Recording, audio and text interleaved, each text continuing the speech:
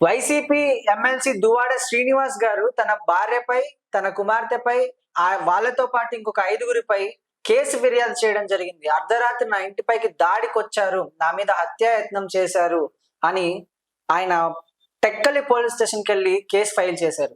ఇలా ఈ విషయం గురించి మనతో మాట్లాడేందుకు ప్రముఖ క్రిమినల్ లాయర్ విజయలక్ష్మి గారు మనతో ఉన్నారు. వారితో మాట్లాడదాం. నమస్తే మేడం. నమస్తే అమ్మా. ఇలా అర్ధరాత్రి వెళ్ళి తన భార్య, పిల్లలు, వాళ్ళతో పాటు 5 మంది వాళ్ళ ఇంటి గేట్ విరగ్గొట్టి లోపలికి వెళ్ళారు అని చెప్పేసి ఆయన టెక్కలి పోలీసులకి ఫిర్యాదు చేయడం జరిగింది మేడం. ఇది ఏ కేసు విధంగా చూస్తారు మేడం? అంటే అసలు భార్య అని అంటున్నారు, భార్య అర్ధరాత్రి రాకపోతే పొద్దున్నే రావాలా ఏంటి? ఎప్పుడైనా రావచ్చు. భార్య లైసెన్స్ హోల్డర్, ఎనీ టైం వెళ్ళొచ్చు. అంటే ఆమె వెళ్ళడం ఓకే మేడం, ఇంకొక 5గురిని తీసుకెళ్లి ఆయన పైన దాడి చేయడం? అవును, రాత్రి అయింది, అర్ధరాత్రి కాబట్టి ప్రొటెక్టివ్ గా తీసుకెళ్లి ఉంటుంది. వాళ్ళ అన్నదమ్ముల్లో ఎవరో కిరాయి రౌడీలను అయితే తీసుకెళ్లి ఉండకపోవచ్చు. ఆమె వర్షం.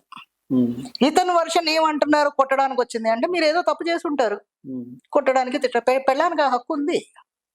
నిన్ను పెళ్లి చేసుకుని వచ్చింది, తల్లిదండ్రుని వదిలింది అంటే దాని అర్థం ఏంటి? దానికి అన్ని కావాల్సినవి అన్ని చూస్తాడు భర్త.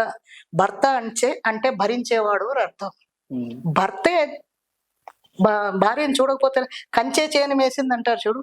కంచె ఎందుకు కడతాం? చేనుకి వేరే పశువులు ఆమె పంటను మేయకుండా ఉంటాయని కంచె కడతాం. ఆ కంచె చేను వేసేస్తే ఎవరికి చెప్పుకుంటుంది ఆడది? ఆ కోపం మీద ఏదో వెళ్ళి ఉంటుంది. ఏ భార్య ఏ మొగుడిని చంపేయదు. అలాగని చంపట్టలేదా మేడం? భార్యలు భర్తలను చంపేవాళ్ళు ఉన్నారు అని అంటారు. ఆ క్రిమినల్ ఇంటెన్షన్ వేరే ఉంటుంది.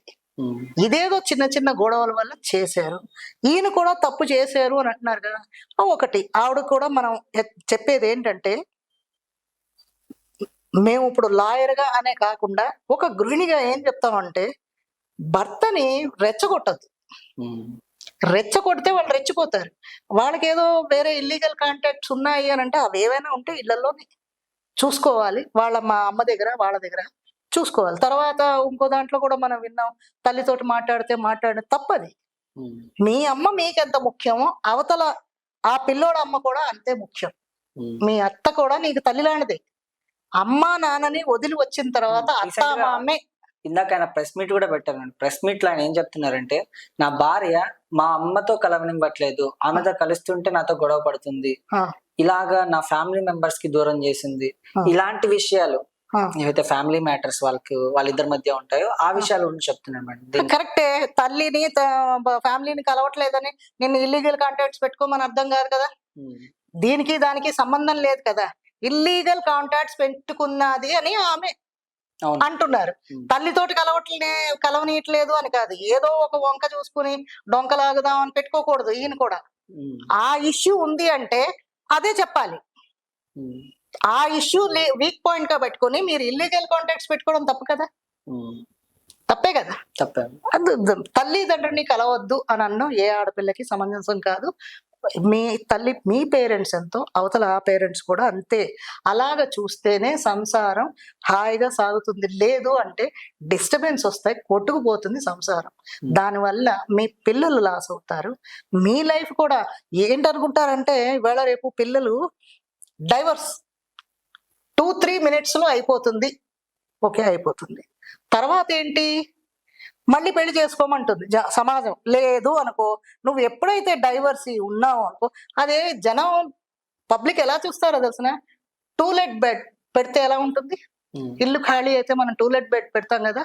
అలాగే ఈ డైవోర్సీ అయినా విడోయర్స్ అయినా ఆ దృష్టితోటే చూస్తుంది సమాజం. అది మంచిదా? ఉన్నన్ని రోజులు కలిసి ఉండండి. కొట్టుకు తిట్టుకోలేని సంసారాలు లేనే లేవు.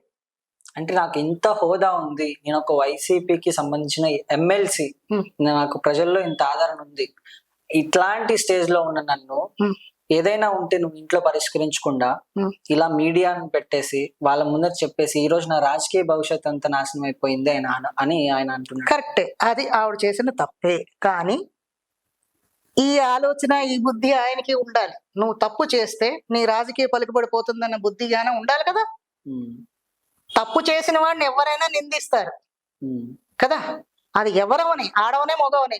రాజకీయ నాయకుడు ఏంటమ్మా, ఓ దేశానికి రాజునైనా సరే వీధిలో పెడతారు. తప్పు జరిగింది అంటే. అలాంటి వాళ్ళు ఇంకా జాగ్రత్తగా ఉండాలి. ఎవరి కంటికి కనిపించకుండా ఇలాంటివి చేయకూడదు. ఒకవేళ చేసేవే అనుకో, నీ భార్యను ఒప్పించే శక్తి నీకు లేదు అనుకో, ఆ పని చేయి అంతే. ఇప్పుడు అదే అంటున్నాను మేడం నేను, నాకు స్తోమత ఉంది. స్తోమత ఉంది అని నువ్వు పోషించే శక్తి నీకు ఉండొచ్చు. నీ పెళ్ళాన్ని ఒప్పించగలవా? నిన్ను నమ్ముకుని వచ్చిన ఆడది ఉంది కదా, నిన్నే నమ్ముకుని వచ్చింది కదా, సర్వస్వం నువ్వే అనుకుంది కదా, నీ సగాన్ని ఇంకొకరికి ఇస్తే ఎవరితో ఒప్పుకుంటుంది? ఇదే భార్య ఎవరితోటైనా వెళ్తే నువ్వు ఊరుకుంటావా? మీ మొగాళ్ళకి ఇగో ఏంటో నాకు అర్థం కాదమ్మా. మొగాడికి ప్రతి వాడి పెళ్ళం సిల్క్ స్మిత్ లా కనిపించాలి, వీడి పెళ్ళం మాత్రం సతీ అనసూయలాగా నోవులు నోచుకోవాలి, పట్టు చీర కట్టుకొని పూజా పునస్కారం చేసుకుని పువ్వులు బొట్టు పెట్టుకుని ఇంట్లో ఉండాలా? అలా ఎలా కుదురుకుంది? నీకు వేరే వాళ్ళ భార్య అందంగా కనిపించింది అనుకో, నీ భార్య కూడా వేరే వాళ్ళకి అందంగా కనిపిస్తుంది. నువ్వే తప్పు చేస్తున్నావు, తప్పు చేయమని ప్రేరేపిస్తున్నావు.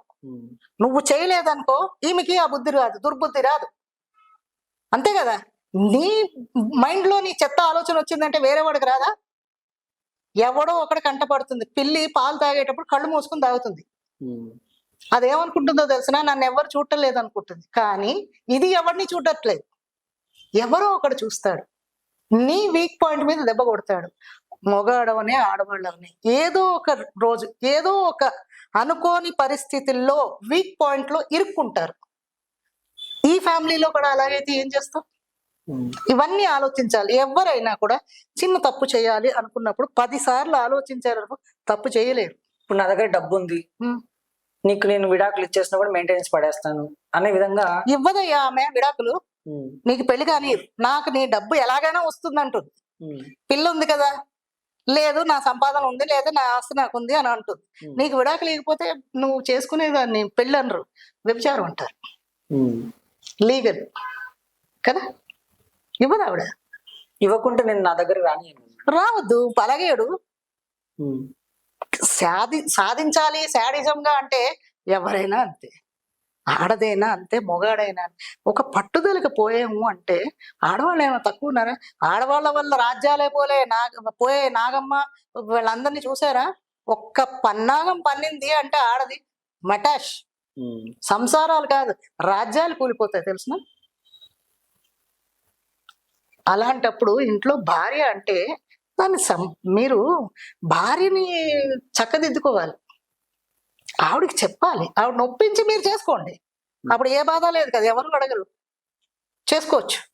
సో ఈమె యాక్సెప్టబుల్ అయ్యింది, ఈయన ఇంకొక అమ్మాయిని పెళ్లి చేసుకోవడం అది లీగలా మేడం? పెళ్లి అనరమ్మా, పెళ్లి ఎప్పుడు ఒకటే.